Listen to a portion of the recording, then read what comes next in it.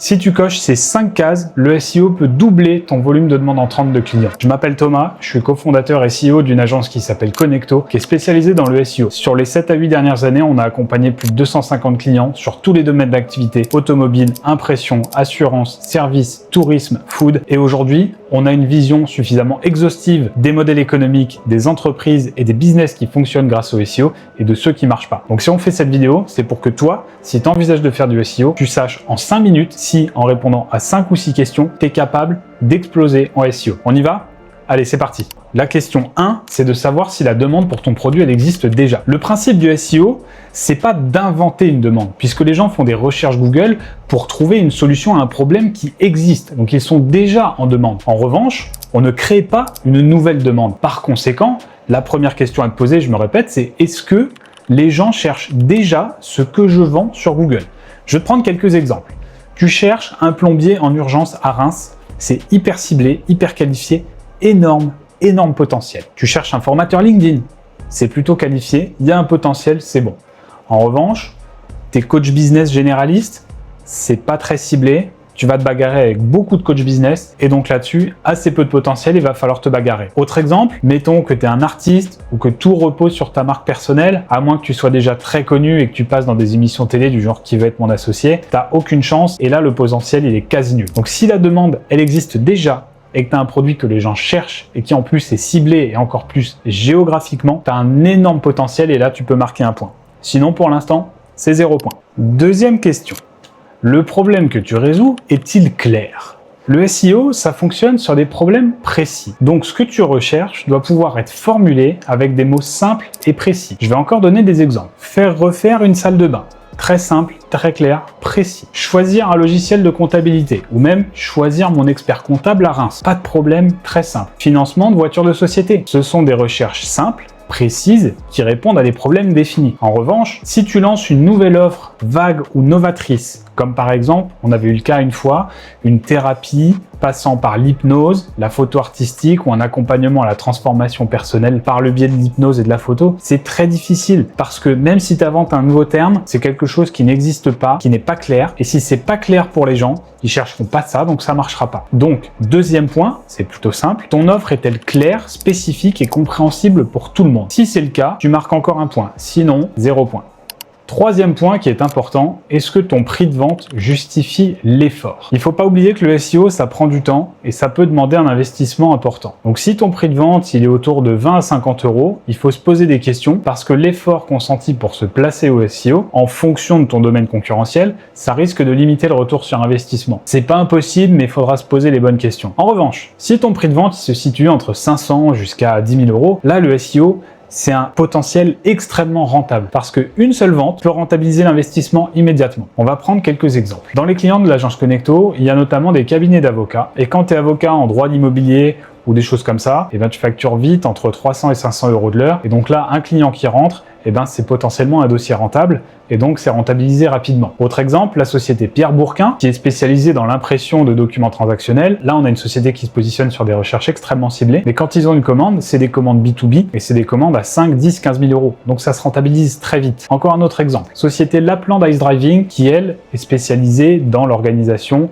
d'expériences de voyage en Laponie avec de pilotage de voitures de sport, de la motoneige ou des choses comme ça. On est sur des séjours qui vont entre 15 et 25 000 euros. Donc là, si on rentre un ou deux clients, on rentabilise instantanément 1 an ou 2 ans d'investissement SEO. Donc je pense que vous commencez à voir le schéma. Plus votre produit va être cher, plus vous avez un potentiel pour rentabiliser vite une entrée de clients. Il peut y avoir des contre-exemples. On a dans nos clients une société qui s'appelle Flatsys Magazine, qui vend des magazines à 8 ou 9 euros pièce. En revanche, l'enjeu il est différent. C'est que là, Flatsys a besoin de se digitaliser, a besoin d'avoir une plateforme web qui soit extrêmement puissante avec énormément de trafic, parce que plus il y a de trafic, plus il y a d'abonnés potentiels, plus il y a également d'annonces sur le site web. Et donc tout ça fait qu'il y a un effet volume très important qui justifie l'investissement. Si par exemple tu es un créateur ou une créatrice qui fait des poteries ou qui fait des colliers dans ton coin et que tu les vends entre 30 à 60 euros pièce, là tu vas devoir investir tellement d'argent avant d'obtenir un retour sur investissement que c'est pas forcément très pertinent. Donc je répète la question, est-ce que ton prix de vente justifie l'effort? Si tu estimes que c'est oui, tu marques encore un point, sinon encore une fois, 0 point.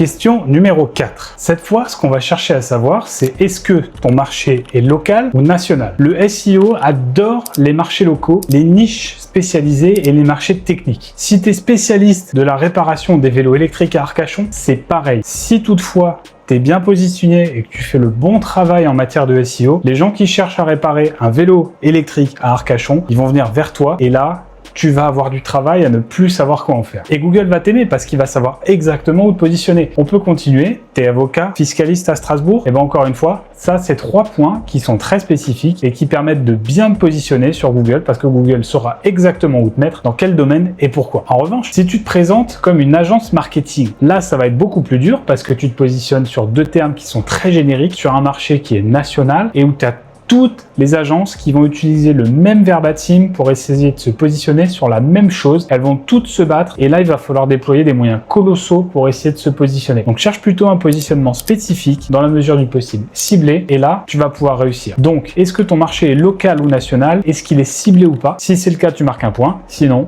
0 point. On arrive à la 5e et dernière question qui est de savoir est-ce que tes clients prennent le temps de se renseigner avant d'acheter ton produit. On va avoir 2 cas de figure. Le premier, c'est si tu réponds à une demande plutôt impulsive. Par exemple, est-ce que tu as des gens qui vont par exemple en week-end en Bretagne et toi, tu loues des services de location d'une Citroën 2 chevaux en Bretagne pour le week-end, et ben les gens quelques jours avant le week-end ou même la veille pour le lendemain, ils vont faire des recherches et ils vont se dire tiens ok je peux faire ça comme excursion touristique, je réserve, ils commandent, t'as rentré du business et ça avance. Là tu as répondu à une demande impulsive. Tu as un autre cas de figure où le client va avoir besoin d'être rassuré et de se documenter. Si on recherche par exemple un avocat pour un litige immobilier, et ben là on va avoir affaire à quelqu'un qui va faire beaucoup de recherches, donc qui va commencer par taper avocat et sa ville, avocat immobilier plus sa ville ou quelque chose comme ça. Il va faire des recherches sur litige immobilier, sur j'ai un problème avec mon locataire, quels sont mes recours. Et là, si la personne en face trouve ces réponses sur ton site, trouve l'avocat que tu es